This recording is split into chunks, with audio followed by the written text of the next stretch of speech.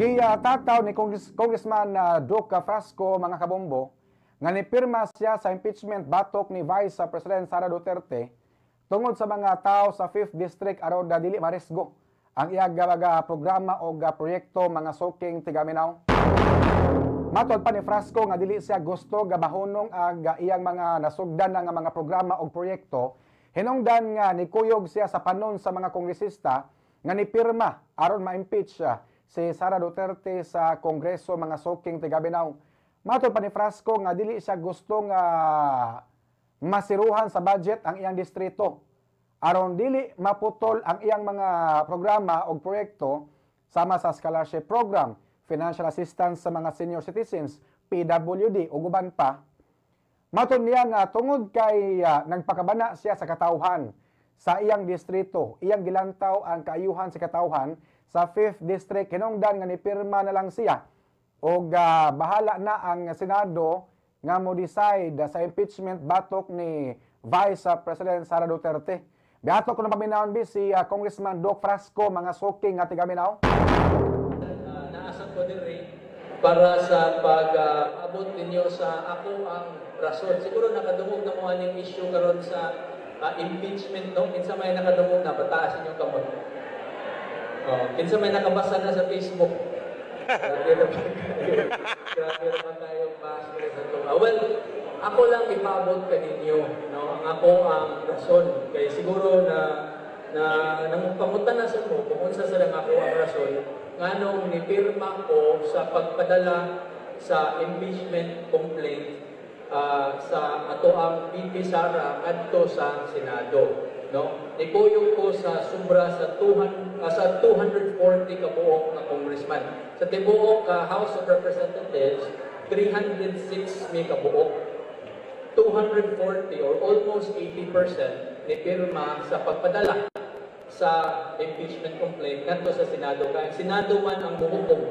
Ang Senado o ang mga senators mooy mo decide na abay sala or wala, guilty ba sa katong mga aligasyon against sa ato ang VP Sara. Siguro nakadungog na mo sa mga aligasyon na medyo serious man sad, kabahin sa mga confidential funds, kabahin sa katong isulti siya nga iyang patyo ng presidente, patyo niya ang first lady. So, angay lang sad nga matagaan sa sakto nga forum, no? Ang ato ang VP Sara ay aron wala na makahatod-hatod sa media, no, with sa mga information, mas tagaan siya sa saktong forum o lugar, porting ato sa Senado, nga makatubag sa mga issue. Pero ang rason yun ako, duha ka buo, no, ang ako ning ipabot ka ninyo.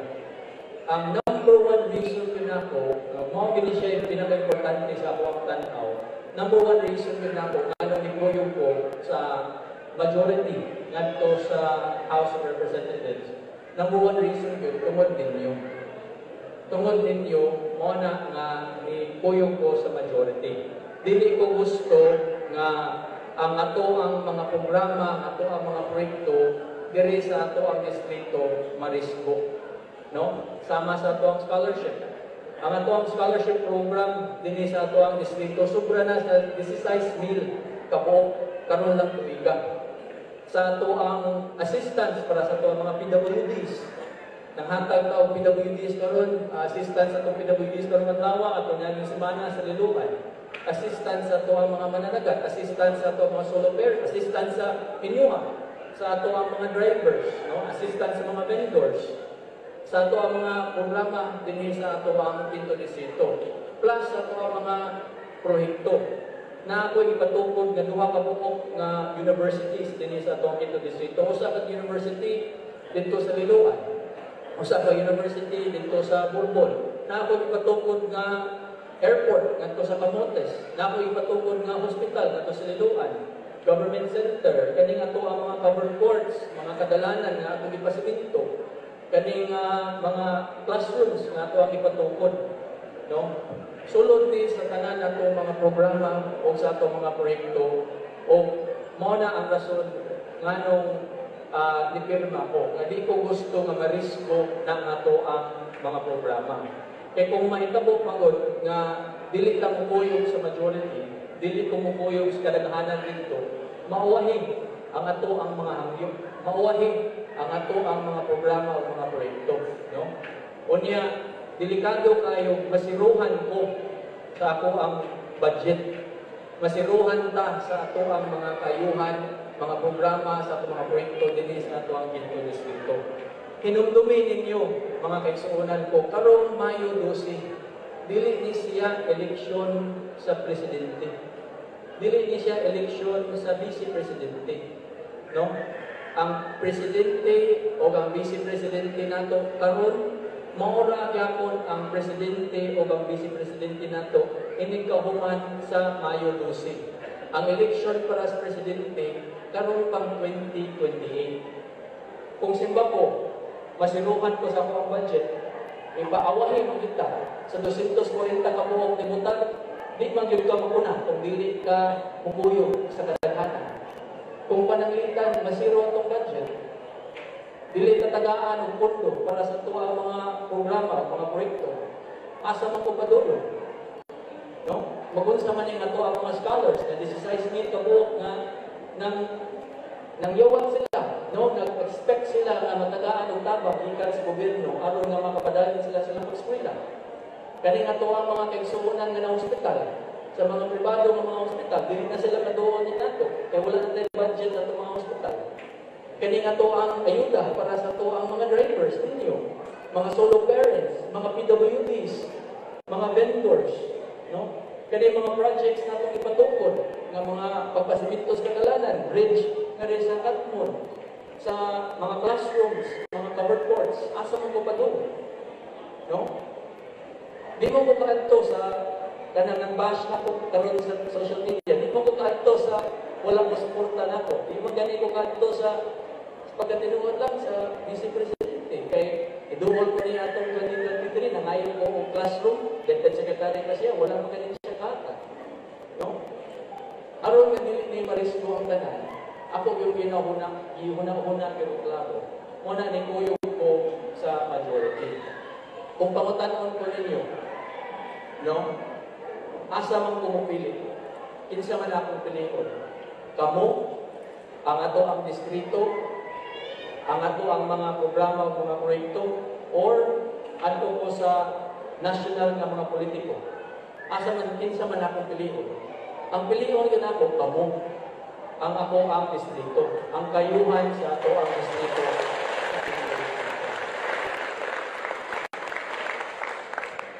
Sa ikaduha nga rason, ako lang gining isulti ninyo ha, kay wala naman ko mabuhat aning puntuha karon, no? Dapat na lang yung ipaabot na ko ang unsa nga ko ang ibate, unsa ang tinuod.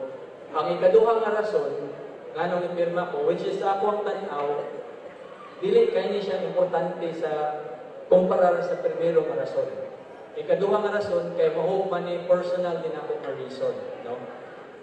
Kung mga hinumdum mo, mga kaigsuunan ko, atong July 2023, 1 year after lang sa bagong administration, July 2023, naatoy ni Buto, nadako sa gigayo nga issue dili sa nasod nato. Ang issue kabahin sa Love the Philippines video, no? Love the Philippines ad campaign ikan sa Department of Tourism. Diba? Ang nanguho sa Department of Tourism, akong asawa. Grabe kayo ito nga issue, gi-bash sa siya, gidaot sa siya sa media, gani ang akong asawa ato, wala siya sala. No? Iya pa ganitong ipa-investigar to ang maong issue kabahin sa Love the Philippines. Nahibawaan ako, kinsay nag-bash, kinsay nag-issue. Ang kauban ra sa ato ang VP Sara, no? Gihangyo na mo si VP Sara. Dito gikuha ni kuyo ko sa akong asawa. Nihangyo, nitawag si Christina ni VP Sara, kauban pa man na ako. O niingon ang ako ang asawa, nihangyo ni Christina nga, nihangyo ni VP Sara nga, pwede ba nga matambagan lang o masultian lang ng ato ang mga kauban sa social media nga hinay-hinay lang sa inyong pagdaot nga rin sa ato. Total, kauban naman ta. Ang tubag ni VP Sara nga, di siya pwede makatabang, di siya pwede makabadlong sa katong social media personalities. Gihangyo ni Christina nga, sige, di man ka pwede ba na makahatag lang ka sa imuhang statement of support, no? Sama sa gibuhat sa atong presidente, sama sa gibuhat sa atong mga senador, sama sa gibuhat sa atong mga mayor, mga congressman, ug mga governors. Hatag lang og statement of support, no? Alang sa iyaha nga gumikan na uban man sila. Dili gyapon kuno pwede. So, ang ko ang asawa atong panahonan, sad to say, na nasaguyok yun sa anong wala siya matabangin, no? 1 month after atong July 2023, August 2023, nakadawat ko report sa ako ang cellphone, nakadawat ko mga picture nga niduaw ay ang ato ang VP Sara dinhi sa ato ang distrito. Gani wala ko niya gipahibalo, wala sa ko niya gipitar. Niduaw siya o nakikita sa ato ang katbang sa politika. 2023 pa siya. Pagka 2024, last year, 1 year after ato, July 2024, naasa ni siya sa social media, makita ka sa ninyo, ma-search ninyo yung history. Ibalik na sa si VP Sara, dinhi sa ato ang distrito. Wala na sa ko niya gipahibalo, wala na sa ko niya giimbitan, nakikita na sa siya sa ato ang katbang. Galing ngadto sa Carmen, ila sa galing siya i-post na picture. So, nahibong yun no, nga sugad pa sa 2016 may suporta niya. Mayor pa pa itong panahon na sa Liloan.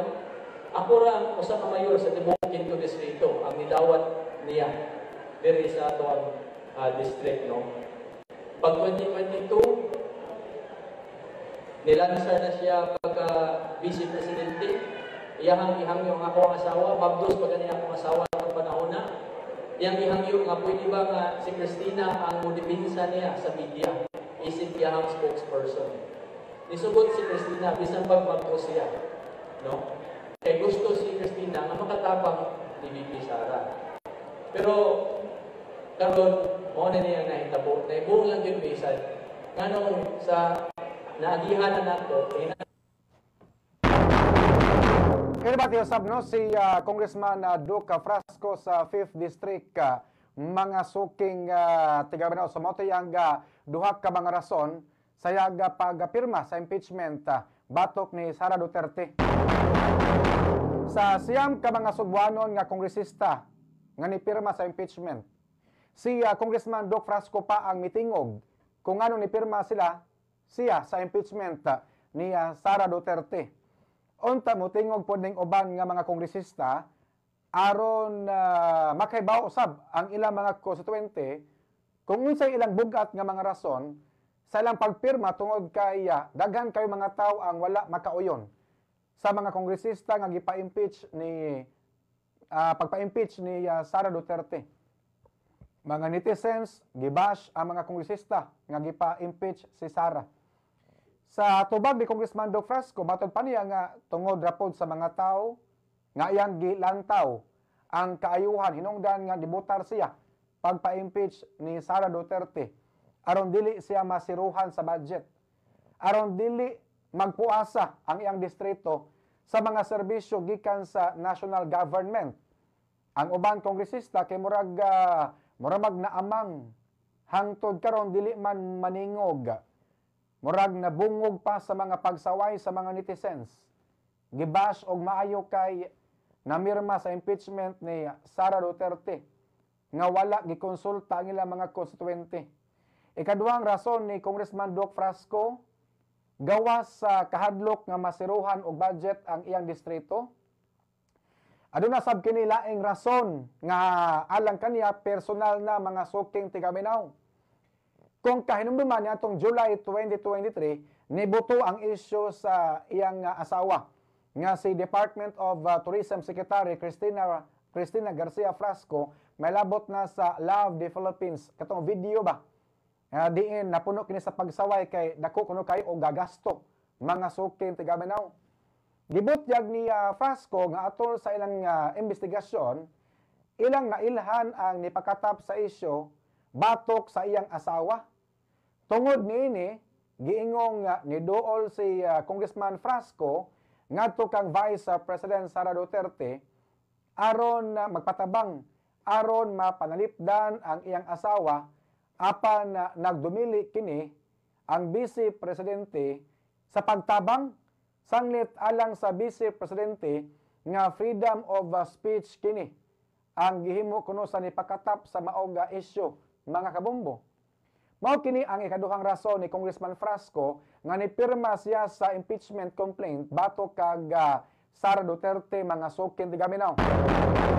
So at least nabatin ato ang habi ni Congressman Frasco. Ang ubang diha nga mga kongresista ang wa pagid motingog mga sukin di gaminaw unsay bugat nga rason sa inyong pagpirma sa impeachment complaint batok ni Sara Duterte.